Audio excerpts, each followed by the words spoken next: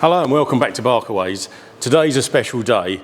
Today we're going to paint the car. There's nothing like putting colour on the restoration. So we've gone through the metalwork stage, we've gone through the levelling and spreading stage, and then it's time to put the colour on. So what are we going to paint today? We've got the beautiful 246 Dino GTS. There was only 3 right-hand drive GTSs ever painted in this colour, so it's great to bring it back to its original specification. So the owner's chosen to go back to its original colour of Viola Metallizzato Dino, or purple to the rest of us.